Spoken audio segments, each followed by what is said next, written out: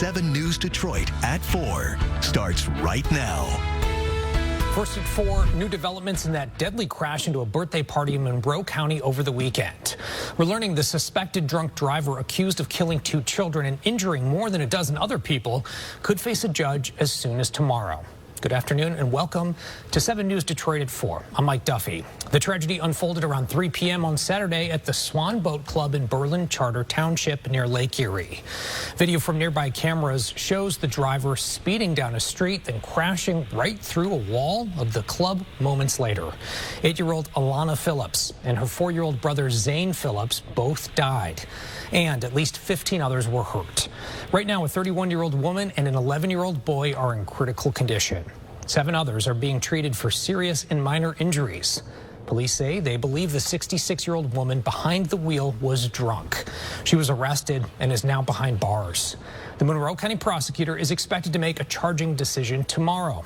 We're told the investigation has also led sheriff's deputies to a local bar where the suspect may have been before the crash. Coming up on 7 News Detroit at 6, what we're learning about the moments leading up to Saturday's tragedy.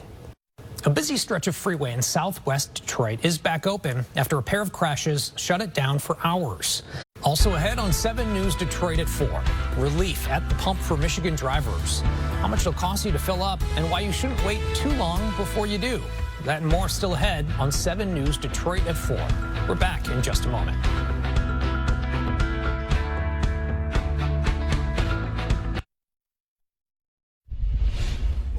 I'm Del Walters. Here's a look at some of today's top stories. In an event honoring Earth Day, President Biden announcing $7 billion in federal funds for residential solar projects. The funding comes from the Inflation Reduction Act.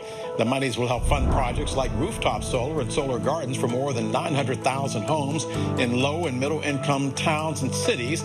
It will be divided between 60 groups, including 6 Native American tribes. The president also announcing plans to expand the American Climate Corps Green Jobs training program by 2,000 positions. The Supreme Court listening to oral arguments today in a case that deals with homelessness. An Oregon town has enacted an ordinance that bans the use of blankets, pillows, or cardboard boxes while sleeping on public property.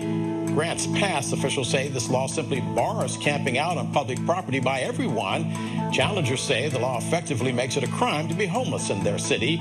The Supreme Court's decision could have wide-ranging implications across our country. The Supreme Court also announcing today that it will take up a case dealing with those ghost guns. The Biden administration enacting a rule in 2022 that changed the definition of a firearm to include those with unfinished parts like the frame of a handgun.